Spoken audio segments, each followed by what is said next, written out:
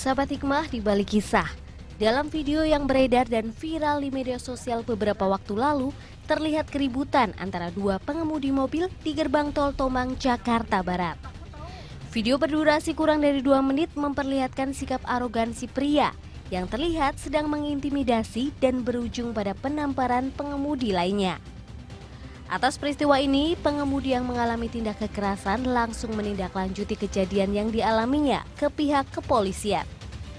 Menindaklanjuti pelaporan dan mencari penyebab peristiwa tersebut, pihak kepolisian akhirnya melakukan pertemuan dan mediasi antara terlapor dan pelapor.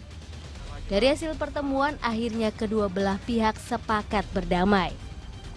Untuk kronologis peristiwa, keduanya mengaku sempat terjadi kesalahpahaman antara keduanya di jalanan yang berujung dengan penganiayaan. Akhirnya itu banyak kejadian mengerikan di jalan. Selain kecelakaan karena kelalaian manusia, keributan di jalan karena nggak sabaran atau nggak mau ngalah pun sering terjadi.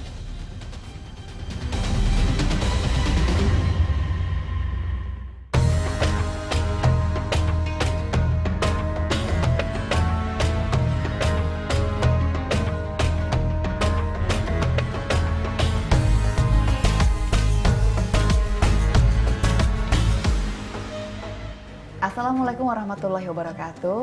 Alhamdulillah pagi ini kita berjumpa lagi sahabat Hikmah bersama saya Rahma Hayuni dia dan sudah ada Ustadz Zaki Mirza.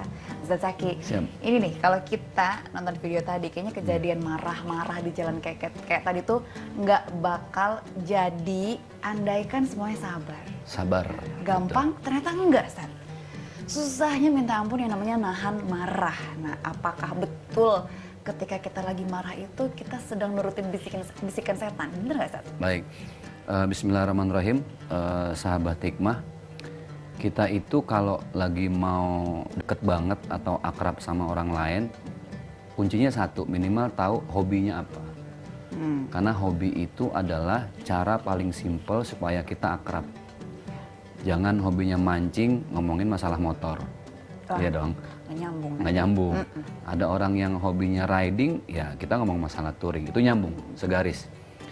Sama juga dengan Allah. Untuk kita akrab dengan Allah, kita harus tahu maunya Allah seperti apa.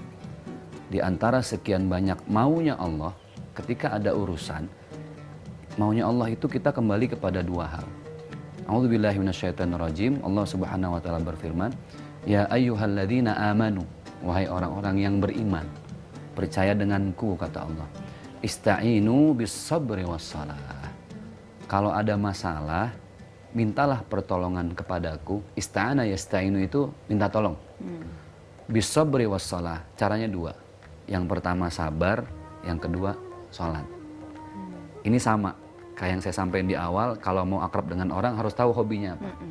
Kalau kita mau dekat sama Allah, kita harus tahu maunya Allah apa. Berarti kalau ada masalah, minta tolongnya cukup dengan dua hal. Pertama adalah sabar, kedua dengan sholat. Kenapa sih sahabat hikmah sabarnya harus didahulukan daripada sholatnya? Supaya ketika sudah sabar, kemudian kita tambah lagi dengan sholat, kita akan istiqomah dalam kesabaran. Segala sesuatu itu yang susah merawatnya loh. Betul. Beli mobil gampang, tapi maintenance-nya itu yang berat. Betul nggak? Betul. Kenal sama orang gampang, tapi gimana caranya merawat hubungan baik itu yang susah. Maka Allah mau sabarnya kita nggak cuma dalam satu hal tertentu, tapi sepanjang hidup kita selalu ada dalam kesabaran. Nah, mintanya di mana? Sholat. Makanya dalam gerakan sholat itu kita disuruh banyak-banyak sabar, belajar sabar. Ada satu yang membuat sholat itu menjadi bermanfaat adalah satu gerakan namanya tumak ninah. Tumak ninah itu tenang. Jadi kalau kita dari ruku mau ke i'tidal harus diam dulu. Jangan buru-buru, santai, nikmati setiap bacaannya. Itu kan perlu kesabaran. Kita nggak sadar sahabat hikmah bahwa dengan sholat kita diajarkan untuk bersabar. Kalau dengan sholat saja kita belajar sabar, masa iya dalam keseharian pelajaran lewat sholat itu nggak kita amalkan? Kan jadi sia-sia. Fawailul lil musallin alladzina hum an sholatihim sahun. Jangan sampai sholatnya sia-sia karena kita nggak sabar dalam banyak hal. Terutama ketika dihadapkan dengan masalah emosi, amarah. Disitulah Allah mau tahu serius nggak sabarnya kita. Makanya baginda Rasulullah beliau berpesan kepada kita, di mana sih Allah itu memberikan pahala sabar yang besar? Rasul menjelaskan, waqala Nabi beliau bersabda, as-sabru inda sadmatil ula. Pahala sabar itu Allah kasih di saat pertama kali kita berhadapan langsung dengan amarah. Video yang tadi, nah, itu kan sabarnya belakangan. Berantem dulu, sama-sama ke polisi, ya udah kita damai. Lah kemana aja? Harusnya pas kejadian itu langsung sabar. Sabar itu kan satu sikap dari kita yang keluarnya dari hati dulu. Maka hati ini Allah sudah sampaikan, alladzi yuwaswisu fi sudurin nas. Bisikan setan itu memang paling berpeluang itu ketika hatinya kosong. Ketika hati kosong, disitulah bisikan setan bisa masuk. Emosi merajai. Makanya dalam agama Islam semua sudah diatur. Mau kemana-mana ya libatkan Allah, baca doa. Selesai mengerjakan kebaikan, libatkan Allah lagi, ucapkan Alhamdulillah. Kenapa? Supaya kita nggak sombong. Cari rezeki, dapat uang, bonus banyak, kita nggak sombong. Oh ini bukan karena gue ya, tapi karena Allah yang memberi kasih dan sayangnya buat kita semua. Sabar itu sesuatu yang Allah berikan pahala di awal tadi. Tapi kalau tulalit sabarnya, lemot, lama, orang udah pada merah-merah digaplokin misalnya kan, baru sabar. Nah itu yang telat. Belajar untuk sabar itu ya berat banget. Makanya hadiahnya surga kan.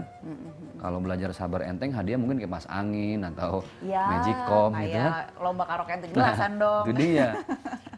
Kapan kita belajar sabar? Ya lewat sholat tadi. Lewat sholat. Makanya kata Allah tadi, ya ayyuhalladzina amanu istainu bis sabri was sholat. Cara menghadapi musibah, kejadian, tragedi, sabar, sholat. Itu dua. Kalau bisa kita amalkan, maka sholat ini akan membuat kita semakin istiqomah dalam kesabaran. Nah, saya tuh punya teman, dia tuh orangnya sabar banget ya. Tapi begitu sekalinya marah, serem banget. Oh, itu apakah karena dia sudah terlalu lama memendam marah? Nah, ini kita akan membahas ini, Ustaz. Sahabat Hikmah juga ada yang mau bertanya soal ini, kita akan bahas. Usai jadi jangan kemana-mana.